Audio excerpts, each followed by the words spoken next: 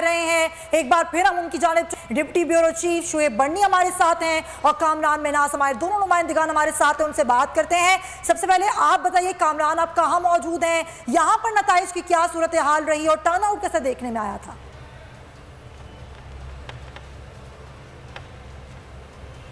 मैं यहाँ पर कोरंगी डिस्ट्रिक्ट कोरंगी में मौजूद हूँ। यूसी 7 है और जो कोरंगी के अगर रिजल्ट की बात की जाए और वोट के टर्नओवर की बात की जाए तो यूसी 7 वो मुकाम है जहाँ पर सबसे ज़्यादा जो है वोट कास्ट किए गए हैं और लोगों के जो है तादाद भी यहाँ पर बहुत ज़्यादा नज़र आई है।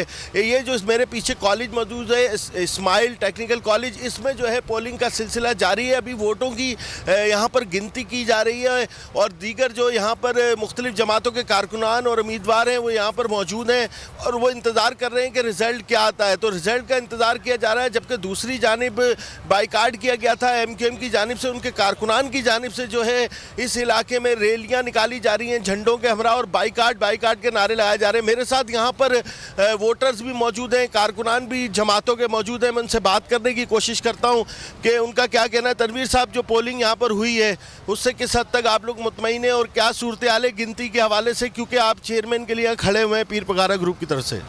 देखें जी, जहाँ तक टर्न आउट था तो बाकी दूसरे जो इलाके हैं उसकी निस्बत हमारा जो ये 35C है और ये इस्माइल एकेडमी है, यहाँ पे लोगों का बड़ा रश था और जोशो खरोश था, भरपूर यहाँ पे रश था और लोगों ने वोट कास्ट किया। गिनती में इतनी ताखीर क्यों हो रही है, कुछ बताया पता नहीं है, ये पता नहीं क्या किया जा रहा है। पोलिंग एजेंटों को भी बाहर किया जा रहा है। न्यू एरा आगे एक स्कूल है, उसके भी पोलिंग एजेंटों को बाहर कर दिया है, सभा से भी लोगों को बाहर कर दिया। और मुझे अभी फ़ोन आया गॉड ब्लेसिंग स्कूल है, वहाँ से भी पोलिंग एजेंटों को धांधली का खतरा। पता नहीं है, क्या समझ से मेरे बाहर है, ये क्या चाहते हैं, ये क्या करना चाह रहे हैं, अंदर क्या हो रहा है, हमें तो समझ से बाहर है। जी, आप देख सकते हैं कि बहुत सारे सवालिया निशान भी यहाँ पर उठ रहे हैं, क्योंकि पोलिंग के बाद गिनती का सिलसिला ज़रूर जारी है, लेकिन मुख्तलिफ जमातों की जानिब से एतराज़ किया जा रहा है कि जो पोलिंग एजेंट अंदर थे, जो गिनती के वक्त मौजूद होने चाहिए थे, उन्हें